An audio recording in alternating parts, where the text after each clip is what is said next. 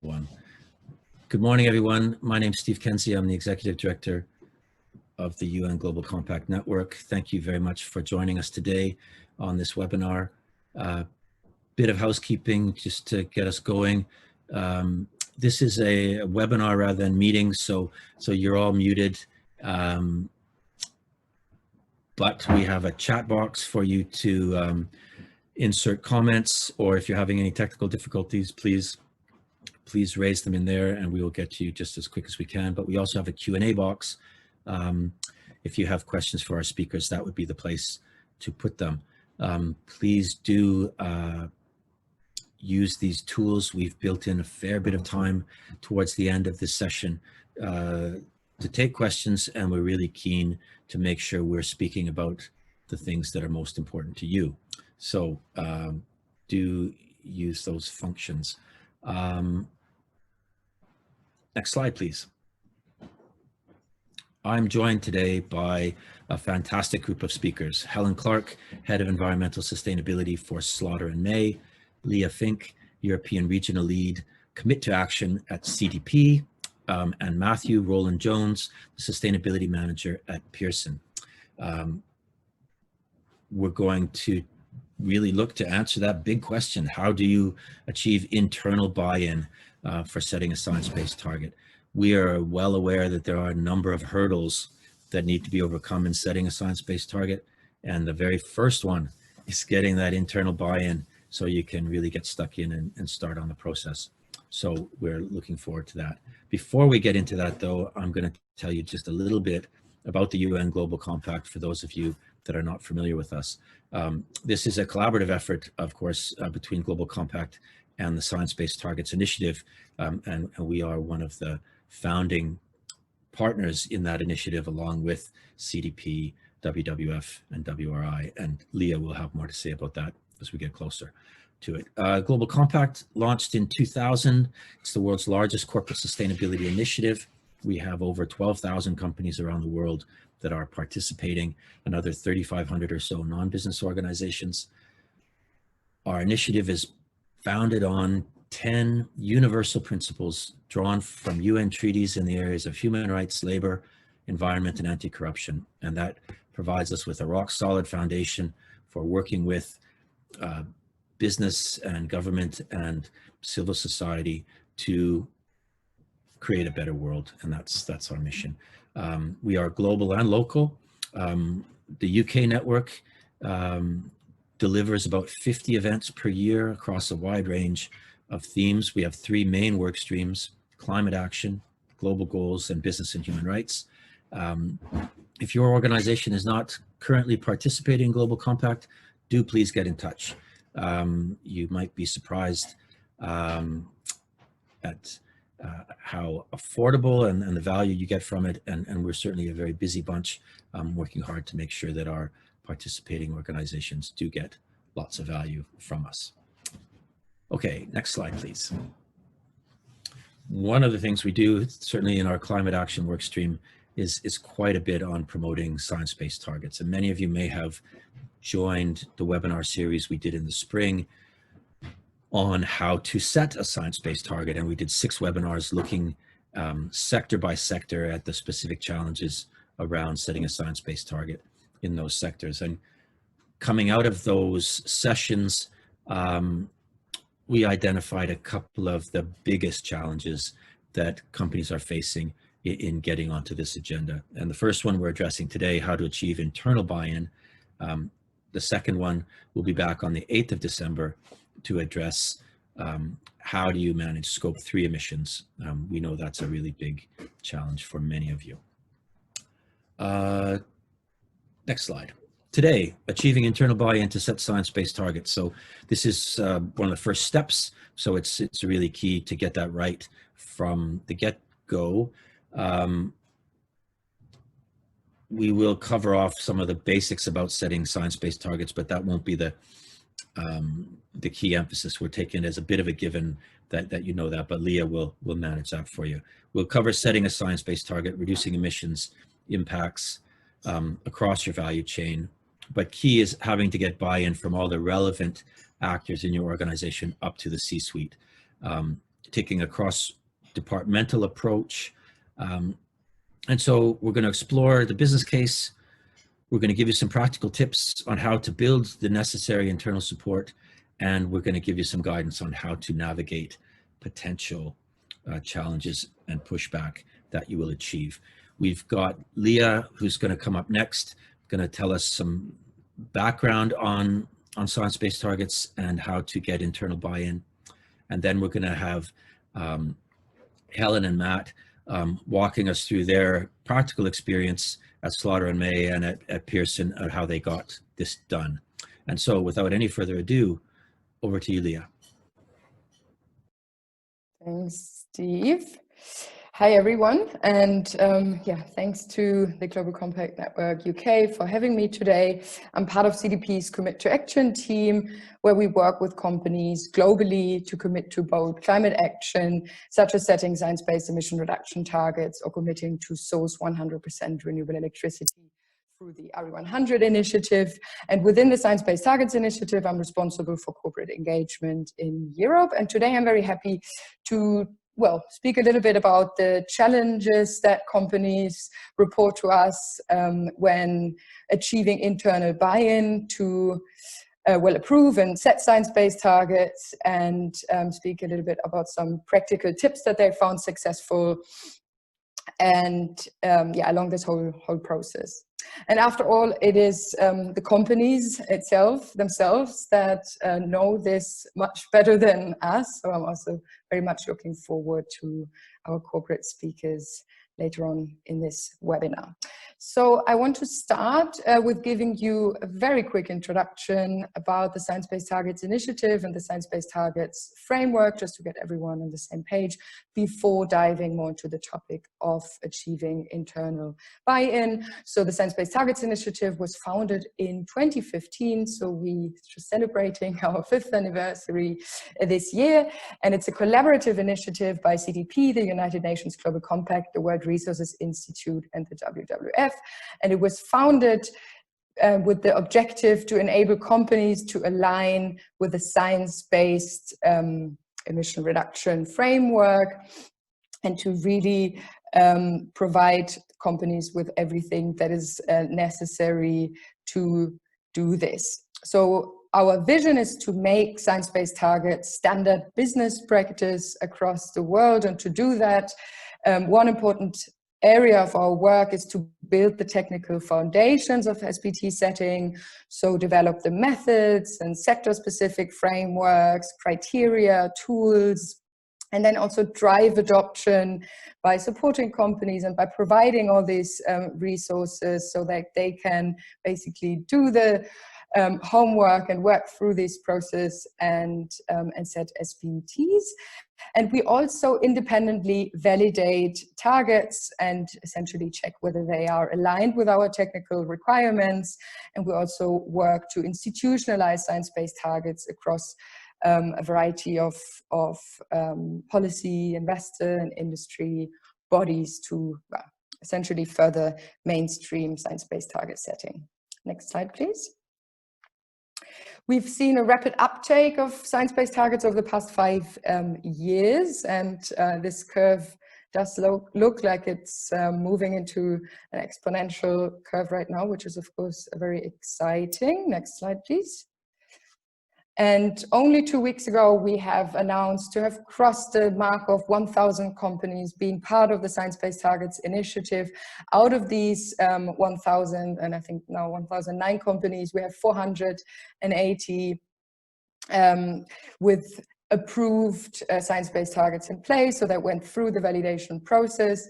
And what's also fantastic is that we now have more than 300 companies that are part of the Science-Based Targets Initiative's Business Ambition for 1.5 degree campaign, where companies commit to align with a 1.5 degree future. And I want to use this opportunity today as well as a short call to action to for you to assess this initiative and join this leading group of companies which we will increasingly work with as well towards COP26 and beyond. So these 1,000 companies, part of the initiative, span over 60 countries and almost 50 sectors. So we have a great diversity and cover a market cap of over 15 trillion US dollars. Next slide, please.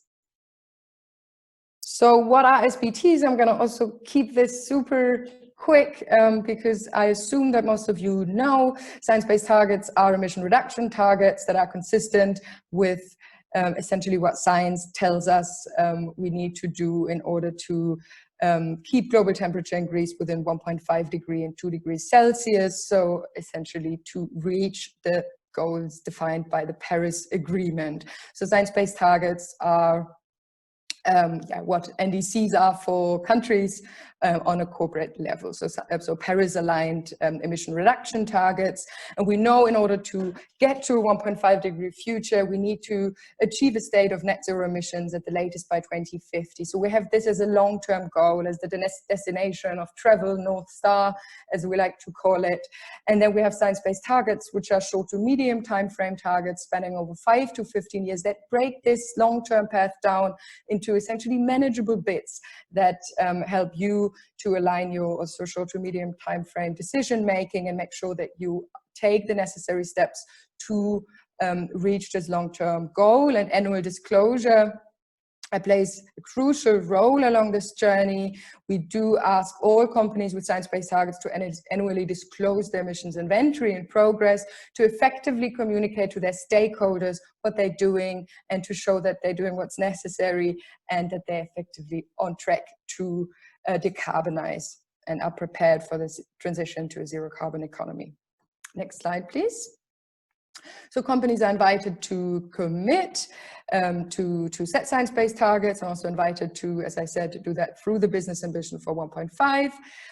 And this step is not obligatory, however, can be a very important step also for internal buy-in.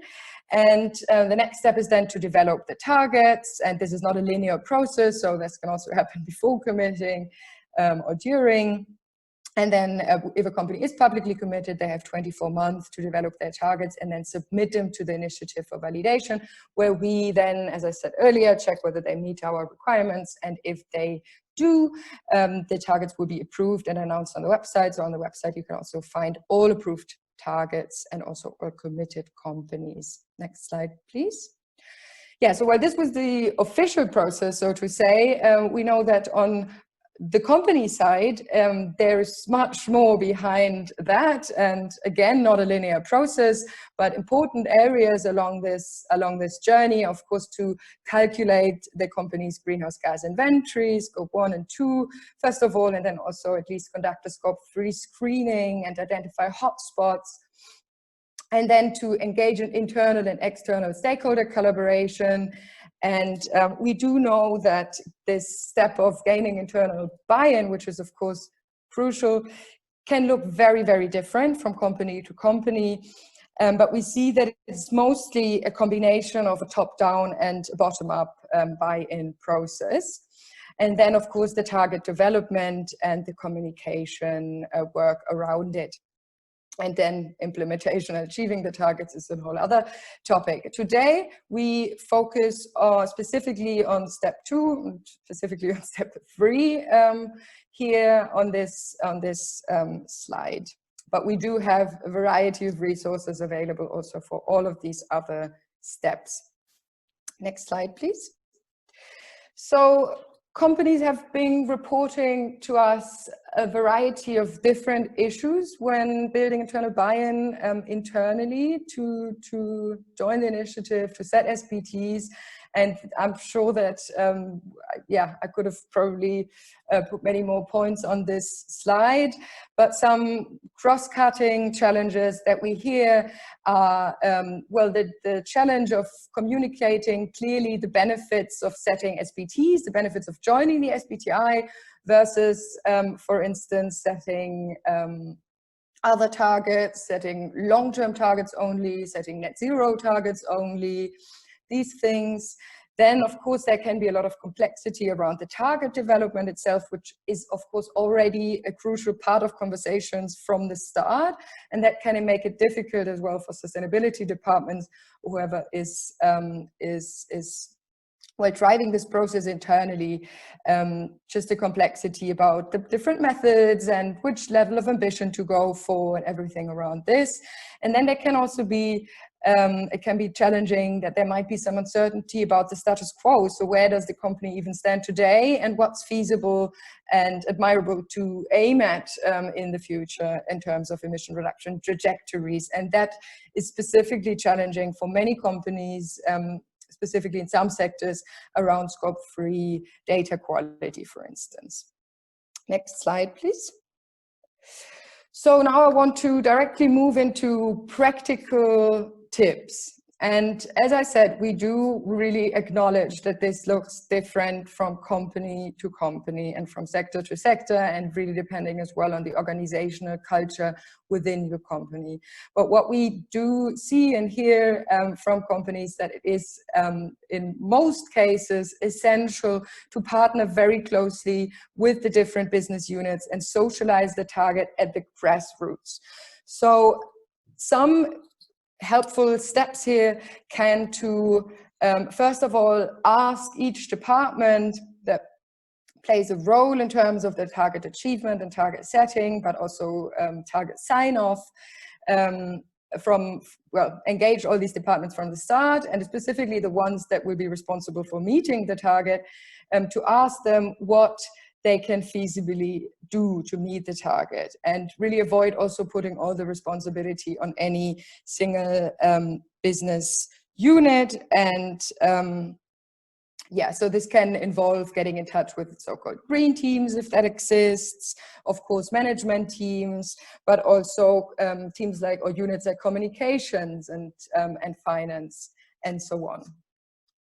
The next tip here is to, well, make it easier and more desirable for business units to actually meet the target, to really understand what's needed, but also assist them in conducting analysis and support with feasible implementation measures to together assess what might be feasible from each unit. And then it can also be really helpful to set short-term interim targets, so break that 5 to 15 years SBT down into even shorter target timeframes to really create a sense of urgency and collective ownership of achieving these targets, and make it also a little bit more tangible and digestible. And then what we have seen, and there is a variety of different systems, of course, again, depending on the company's structure, the role of incentivization systems. So that's just one example, for instance, allowing the units to keep the money that they save from the emission reduction projects, but there's a variety of different incentivization systems that, that can work really well. And then another tip here is to find internal champions. Either or let's say within influential departments, or also if your company is active in different countries, for instance, find a champion in each country department from the beginning to support the notion of setting an SBT, as well as then later on implementing and achieving the target. And then last but not least, engage employees across the company early on. So that can also mean employees that are or have been less involved in the target setting process itself, but it's really worth to invest in employee awareness raising, to create a supportive company culture around science-based targets. And that can also inspire employees to, to come up with innovative ideas, for instance, to cut emissions across the company. And tools can be various. So for instance, trainings or handbooks or periodic announcements of progress, both in terms of target setting, as well as then once the target is set, about the progress, social media, internal newsletters, etc. Next slide, please. And then the holy grail, so to say, building the business case. That's, of course, absolutely crucial, and important here is to build a convincing company-specific business case. And you're, of course, best placed to do this. And we can only offer some overarching guidance, so to say. So we do know that the target setting and approval process is not a linear process, right? So it can involve feedback loops and back and forth between the different business units and leadership. And some cross-cutting tips here can be to, well, first of all, understand the audience that you are dealing with, and that might be different audiences along the way, and to really find the right start point within each of these audiences.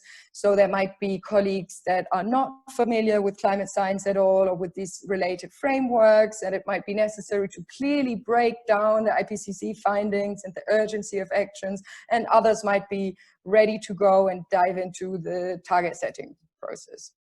So that can really vary. And then it's proven successful to make the case with data, which will not surprise you. And the Science-Based Targets Initiative offers a lot of evidence in that sense that you can make use of, and then apply that to your specific company case, and really quantify benefits like energy savings and, of course, cost savings and other important elements.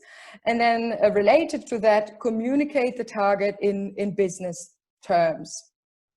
So both indicate how much money the SBT will help the company save, quite simply, but also really showing how the SBT contributes to the specific core strategy of your business, and focus on, well, formulating these benefits in concepts like risk mitigation, opportunities, revenue, reputation benefits that will resonate with decision makers internally. Next slide, please. And here again, these are the general benefits of setting a science-based target, and you are best placed to adjust this and to understand this and break this down to your specific company context. We can, and because they do differ widely, also depending on the sector, depending on the proximity to the customer, for instance, and even the legal structure. So a lot of factors can influence the selection of benefits that might be most important. So I just want to quickly walk you through the most overarching ones that can be also roughly grouped into internal benefits and external benefits. So it starts, let's start at the bottom of this pyramid. So as I said earlier, SBTs provide this clear framework because it clearly tells you how much and how quickly to reduce, and therefore can really help to drive innovation and efficiency, and therefore transform business practices and come up with things like low carbon products and services, and hereby as well, anticipate market developments and also influence and prepare for shifts in public policy. So all of this can be roughly grouped into, well, mitigating transition risks. Again, this will look different from company to company. And then a really important aspect here is, of course, increasing competitiveness and build business resilience,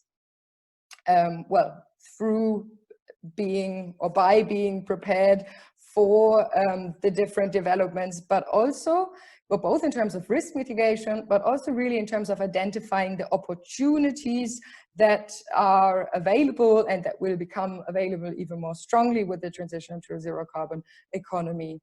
And then another key aspect here is that science-based targets let you say, okay, we're doing what is necessary, we're doing our share as a company, and therefore you address stakeholder expectations, increasingly investor expectations that use SBT to build green finance products and generally build credibility and reputation.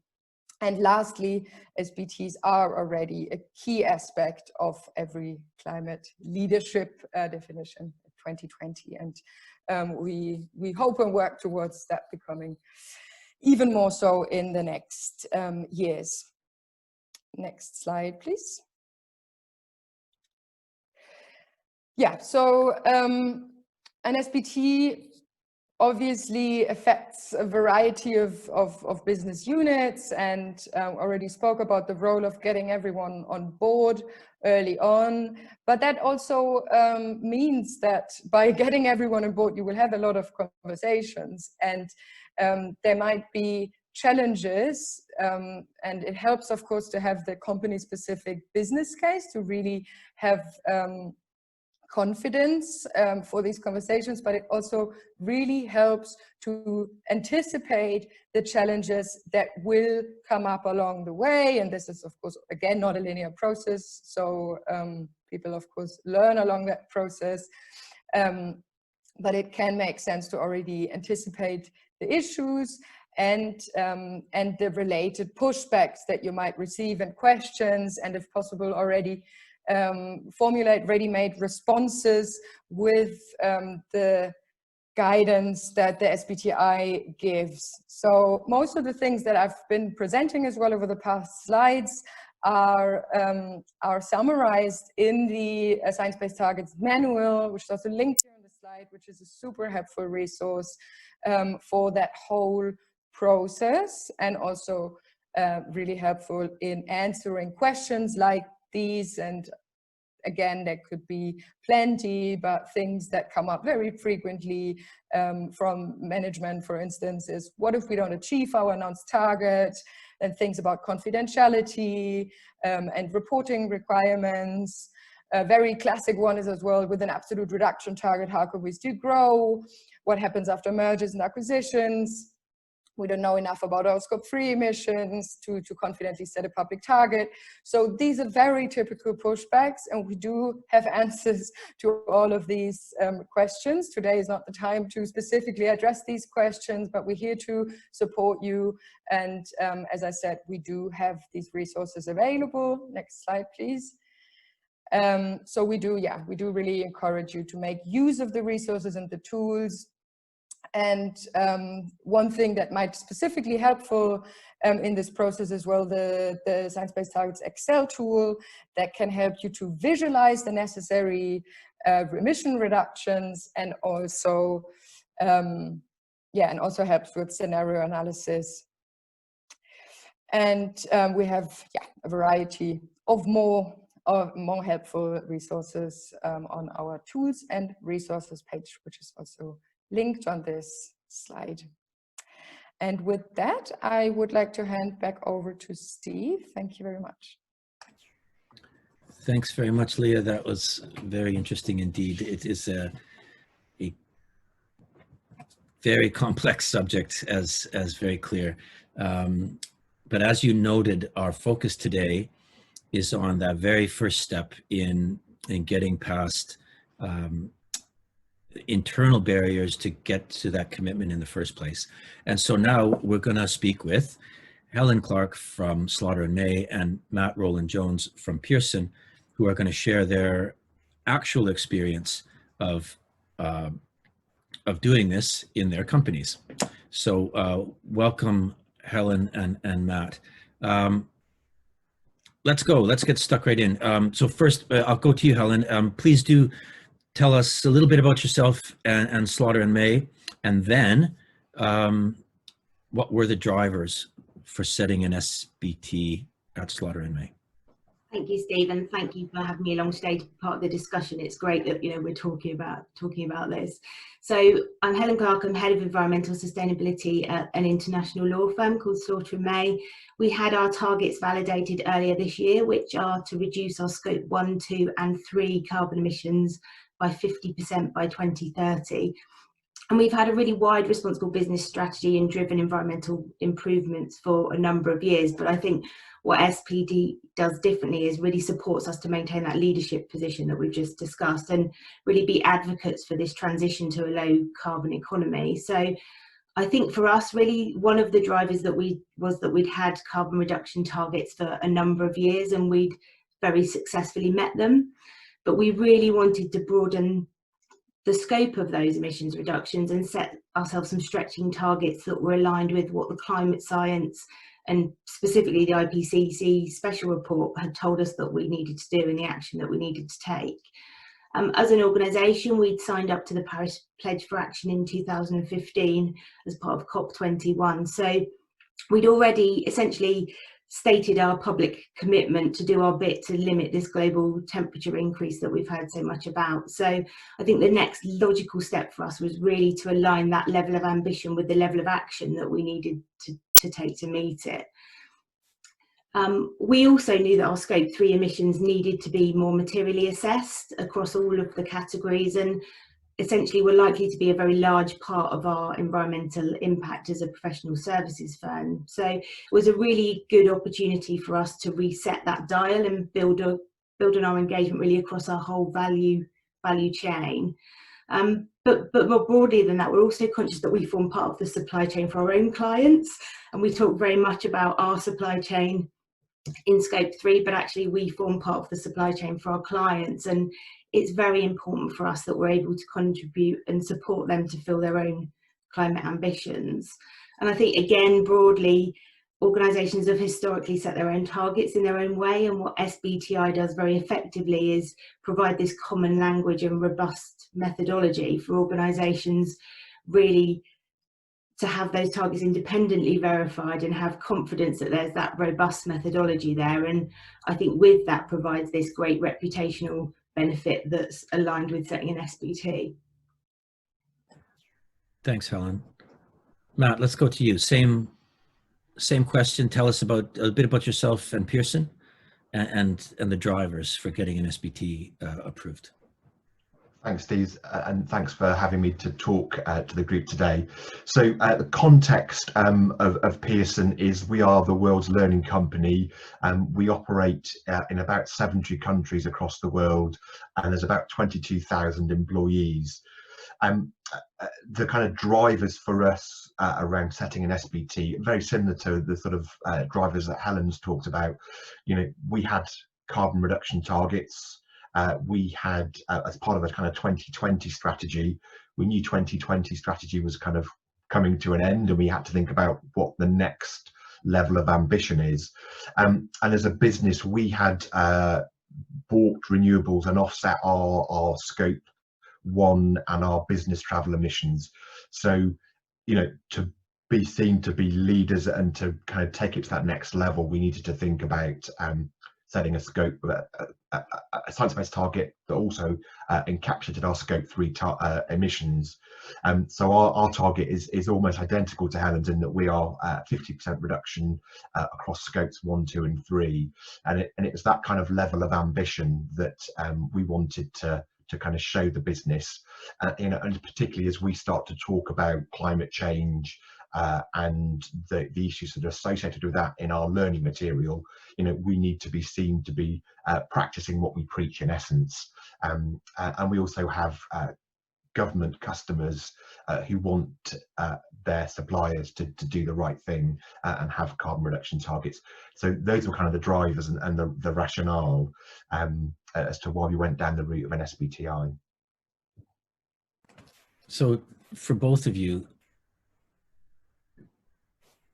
was it top down or was it bottom up? Were you in a position of having to make the case and take it to senior management, or did someone from senior management say, we want to be recognized as leaders in this space? How do we do it? And you came back and said, SBT is the first thing we need to do. Can you tell us more about that? Maybe Helen, you first and then Matt. Yeah, I think for us it was actually a combination of both. So we needed to look at our targets, having met them ahead of schedule essentially, but we also have a very strong senior sponsor who's very passionate about the environment agenda.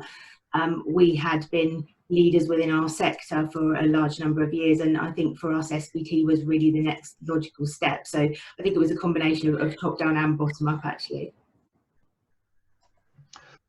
From our perspective, from the Pearson perspective, it was very much bottom up. It was the sustainability team saying, we need to do this, and this is what it looks like. Can we have a commitment from the leadership team to do it? So very much to the theme of the day, I suppose, that you did have to do a selling job. And I thought interesting your point about many of your clients are governments. Did the UK government's net zero by 2050 commitment cause a bit of a disturbance in your boardroom, or is that relatively, I mean, it's one of many markets, obviously, for a company like yours, but was that a bit of a wake-up call, perhaps, or was it already on the agenda? I don't think as a business we've made that link between the UK net zero. Sorry, that we're not seeing our government clients talking about at that level. We're starting to see criteria in terms of awarding criteria for contract to start to include kind of environmental and sustainability clauses. It's not quite at the net zero level yet, but that's the way it's going to go. So for me, this is about putting us on the front foot and having a long-term plan that we can, as and when people start asking us that question, we can say, well, actually, no, we've already got this in hand. This is the plan. This is what we're doing. And this is the progress we've made. So that second step in Leah's pyramid about mitigating transition risks, you're anticipating that this is where you need to go. And would you say that was, Leah shared with us a number of arguments. What would you say was the strongest one that you had to take to win the commitment you were looking for? So I would say that there are kind of 5 drivers. There's the investor pressure. There is our government customer pressure. There's also pressure from consumers, individual consumers and employees that want to buy and work for sustainable and ethical companies. So that's what's going to push the business. I think for us, the biggest driver is the investment community. And we've certainly had a lot of investors and had conversations with a lot of investors asking us, you know, what's your plan? Have you set a science-based target? And we can say, yeah, we have now. This is the plan. This is the scope. So yeah, I think for us, it's been in the investment community that's driven the biggest pressure. Now, Helen, I suspect that's not the case at all for Slaughter and May. But I think I thought that it was interesting, though, about the attracting personnel. I think the type of people that are coming to work for you are likely to have some choices around what they might want to do with their careers. And do you find this is a factor that was out of consideration? Was it? You did mention your clients recognizing that you're part of their supply chain. What would you say was the key external factor? I think it's probably a very similar combination to the things that Matt's already mentioned. So I think there's absolutely an expectation of, you know, prospective employees that they want to work for businesses that are taking this agenda seriously. So I think that's one thing that all businesses are very conscious of. But I do think for us that the client piece is a huge driver in a similar way to the investor piece that Matt mentioned. That we are seeing, you know, our clients come to us with, you know, pitch questionnaires around science-based targets. They've already signed up to their own science-based target, and actually they're now looking to us to say, you know, how can you support us on this? So I think, you know, the collaboration piece is very important as part of this, but I think, you know, a client driver is absolutely one of the key ones for us. Now, you've both already addressed the point about which scopes are covered, but that question, I mean, I know science-based targets, the initiative is strongly pushing for everyone to go down a 1.5 pathway, but the well below 2.0 pathway still exists, and I think there are still some sectors where that remains the only option because they're still working on the methodology, although Leah can undoubtedly correct me on that. Was there any debate internally when you were doing this about whether you would go 1.5 or well below 2? Because I think it could be a significantly bigger challenge. Was that discussed? Maybe Matt first. From our perspective, when we did the modelling, there wasn't a huge difference between the well below 2 and the 1.5. So from my perspective, it made sense to align with the more ambitious target because of that reputational piece, but also it kind of future proofs us in terms of, you know, if the guidance was, and I suspect the guidance will go from to only be 1.5 at some point in the future, we've kind of future-proofed ourselves. And to be honest with you, we didn't, and I probably shouldn't admit this publicly, we didn't give senior stakeholders the option of 2 or 1.5. We just said 1.5 is the way to go. So whether that's the right way to do it or not, I don't know, but we've got buy-in, so it's paid off. The old better to ask forgiveness than permission approach. Excellent. Helen, was it an issue for you? No, I think very similarly, we had signed up to the Paris Pledge for Action. The climate science was saying there was this absolute, you know, urgent need to act, and that was a 1.5 degree trajectory. So I think we felt very similar to Matt that we were starting from the right position. Otherwise, we were, you know, ultimately behind the science before we started. And I think there was also a discussion internally around the fact that having that level of ambition forces you to try to achieve it. So, you know, if you set your level of ambition lower, then you'll strive to achieve that. But by having this most ambitious kind of pathway to meet, you look for those other innovations, those efficiencies, and have the benefits of things like resilience along the way. So I think very similarly, you know, it was fairly straightforward for us, actually. Before I go on, I'm just going to encourage our audience to type more questions into the Q&A chat box. I'm going to encourage Rob and Amy to perhaps answer some of those questions with typed answers, particularly with regards to some of the more technical aspects of Scope 3. We've got some programming coming up in the next couple of weeks that will be looking at that, so we're not planning to go there today, but maybe we could share those dates in the chat on some of those things. Okay, how did you gain internal approval? We've sort of talked about this a little bit, but an area that Leah mentioned that I think is really interesting that I'd like to go into a little more is about incentives. And we do a lot of work around the global goals, the sustainable development goals, and the SDG compass. And one of the steps in the compass is integration. And a key point there is aligning, potentially aligning executive remuneration with achievement of targets relating to the global goals. So there's a very clear case of incentivizing action. Have you linked in achievement of these emissions reductions targets in tangible ways, such as the example Leah gave about any money saved staying within the department? Did you have to go down that path? What sort of measures did you have to take to incentivize your teams? Helen, you could start. We haven't actually introduced any incentivization at the moment. So I think we have been very fortunate in that we've had very good buy-in. So that's not something that we've had to look at this stage, but it may be something that we look at a bit further down the line.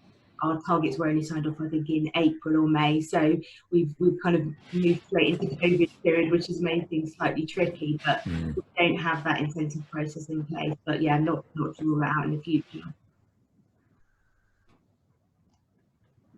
And I think from the Pearson perspective, I would break down our kind of engagement into 3 steps.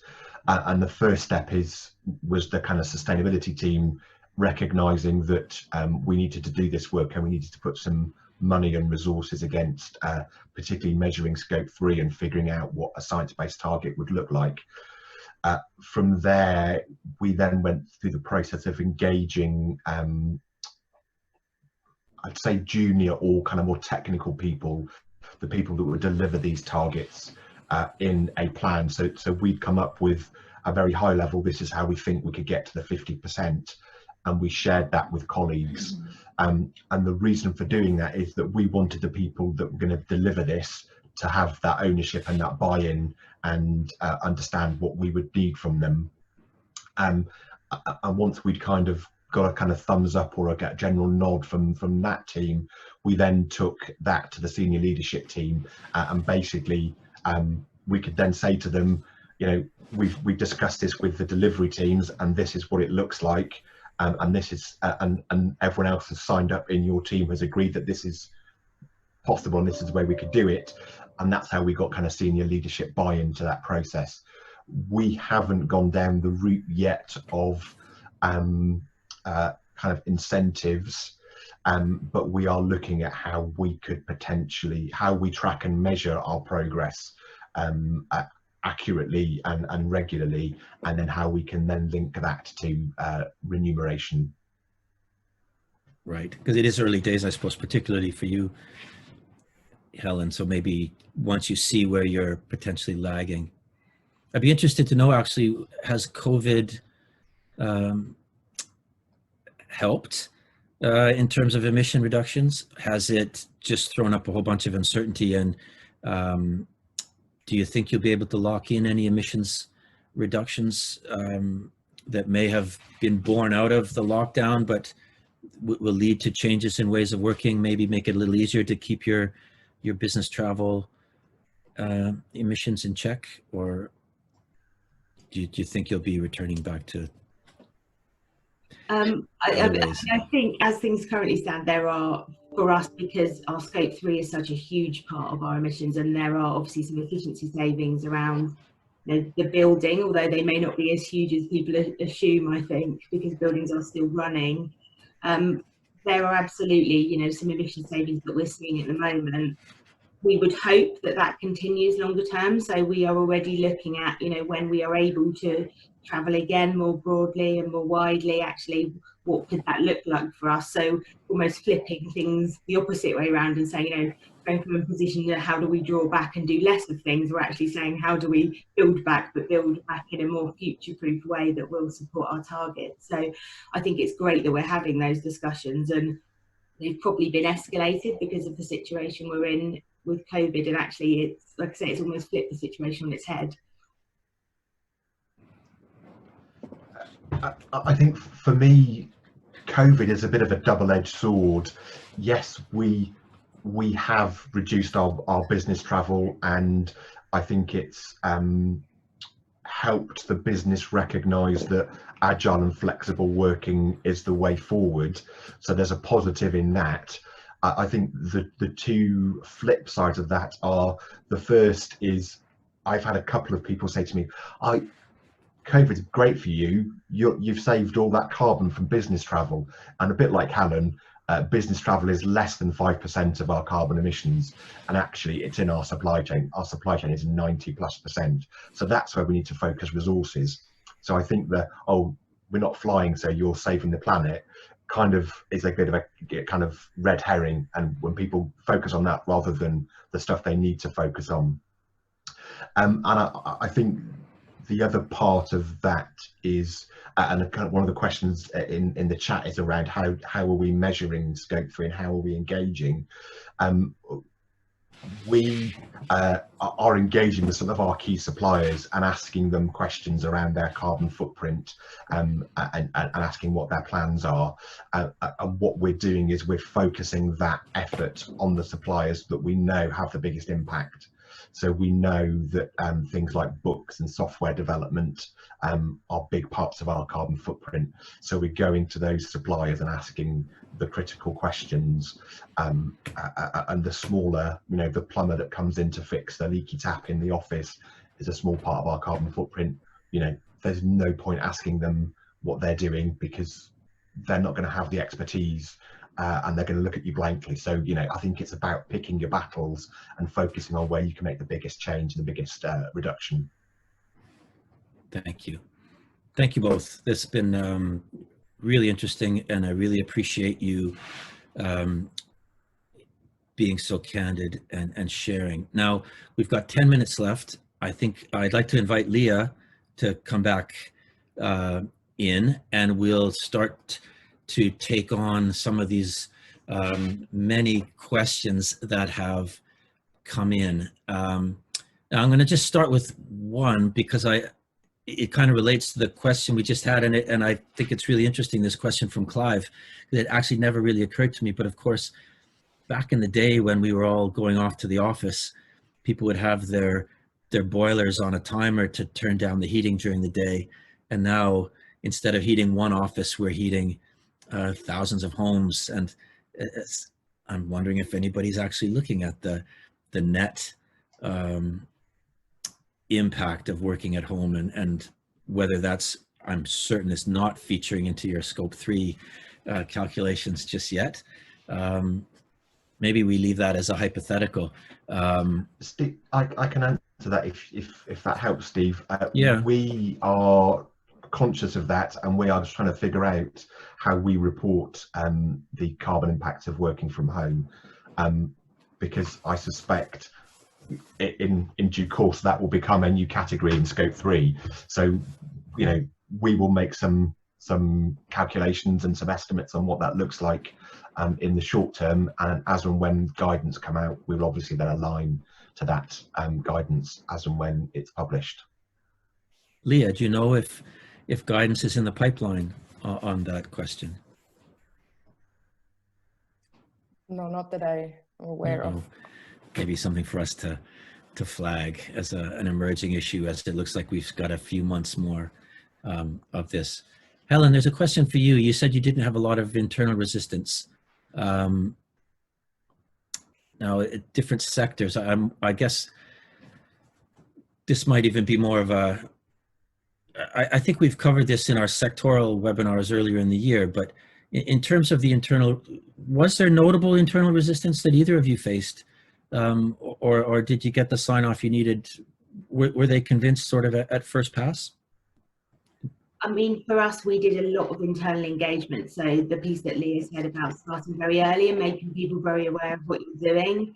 I think the initial commitment to us to sign up to science-based targets initially wasn't something that we did lightly. And I think when you make that public commitment, it's very much with the intention of, you know, fulfilling it and carrying it through. So I think that perhaps was our starting point, that once we made that commitment, we were absolutely going to make sure we fulfilled it. But we also did a lot of work on explaining what science-based targets were. So, you know, Leah, I think, mentioned that, you know, we automatically assume that people understand what we're talking about, and that's, you know, not the case. So we did lots of work on socializing what targets are, making people aware of, you know, kind of what this thing is and how we've come to the numbers that we've come to. But we also offered people a forum to come and talk to us about any concerns that they had, or if there was anything they wanted to discuss, either, you know, from a technical point of view or from a business case point of view. I think that helped. We gave them very early visibility of what our proposed targets might look like. So what we didn't want to do is put, you know, our final set of targets in front of people having not had any discussion, or for them not having seen them before. So I think doing all of that work in the lead up, you know, actually made the final decision and getting the final sign off much easier, because they've been part of that journey with us. Right. Now, interesting, there's a question here about, you both have global organizations, and someone asking about pushback from the USA. Did you get any particular resistance from your American offices or operations when it came to this, or was that easily bypassed? Maybe Matt, maybe you could take that on. So we haven't had pushback, and interestingly, although Pearson is a UK registered business, our biggest business is in the US. And a big chunk of our employees are in the US. We haven't had pushback yet, so I've not had. I can't really comment, but, you know, to say that, you know, we haven't had that pushback. So maybe we've just been very lucky. Now, another question about, I mean, so often the concerns here are in around scope 3, and I think an interesting question here about getting buy-in from the supply chain. Did either of you, with your companies, engage major suppliers before making this commitment to see what sort of support you were going to get on scope 3 before making the commitment? Helen, do you want to try that? I mean, I guess it kind of requires having some particularly major suppliers to justify that conversation. Maybe your supply chain isn't structured that way. I mean, we have quite a strong supplier relationship management program anyway. So I think, almost regardless of SBTs, we have been having regular dialogue with our suppliers around, responsible business and where we are going to and how they might support us in that journey and opportunities to kind of collaborate and innovate. So I'm not sure that we necessarily got there by specifically to science-based targets, but I think we were already very much discussing with them kind of where we were heading. They knew very much what our ambitions were around, environment and carbon emissions, and I think they were all already fairly clear on where they could support us in that. So I think what Science-Based Targets has done is, as Matt mentioned before, very much given us which specific suppliers we should be focusing our attention on, and actually what we need from them going forward. So it may be innovation with some, but actually for others it may be that we just want to really understand and drill down into this data piece and the information that we need from them. So I don't think a direct correlation with SBT and asking them, but I think they were already with us on this transition anyway, and SBTs is actually just, I guess, shone the spotlight more on those suppliers that have the biggest impact for us. And from our perspective, we haven't engaged our supply chain as yet, but what we have done is we've looked at which of our suppliers has made an SBT commitment and what that potential impact is on ours. So we know that if you're a customer of Microsoft and they're going net carbon zero by 2030, that potentially helps contribute to our target based on how much we spend with them or others. So we're starting to think about that, and I think the next step for us is to engage our wider supply chain in terms of, if we set this target, how are you going to help us meet it? And for those that have set science-based targets, kind of drill down and get some assurance that they're doing it in the right way.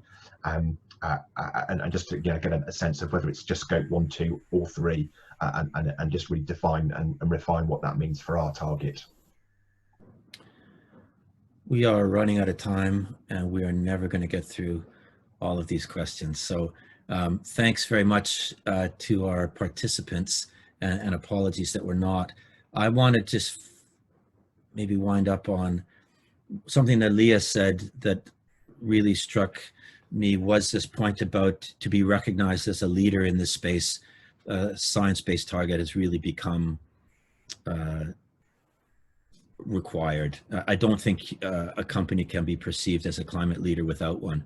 And certainly as we go into approaching COP26 being a year away, I can assure anyone listening that we'll be very active in that space, but we'll only be featuring companies that have set science-based targets and have committed to the business ambition for 1.5 degrees campaign, just sort of as a minimum requirement to get onto a platform around COP26. So I would put it out there to anyone that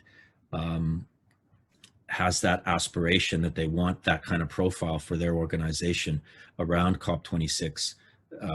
They really need to get going on this agenda. There was a question about asking how long it took, but I'm afraid I just don't think we're going to have time to go there. So I'm going to use the final seconds to say thank you very much to Leah Fink from CDP for participating today, to Helen Clark from Slaughter and May, and Matt Rowland-Jones from Pearson. Your contributions have been very valuable. If we didn't get to your question, I think there's a good chance that we may have answered them in other fora. So if you do come by the Global Compact Network UK website, our events page, we've got recordings available of the science-based target sessions we did in the spring. We did a recent one on scope 3 on, you'll have to go and see for yourself. We have another scope 3 session coming up, I believe on the 24th of November, that you can find out about there. As I saw in the chat, Amy mentioned on the 8th of December, we'll be back to talk about scope 3 in the context of science-based targets. And of course, the Science-Based Targets Initiative and CDP have loads of really useful content on their websites as well. Thank you very much for joining us. We will share the slides, and there will be a recording available from this session, and we look forward to seeing you all again soon. Have a great afternoon.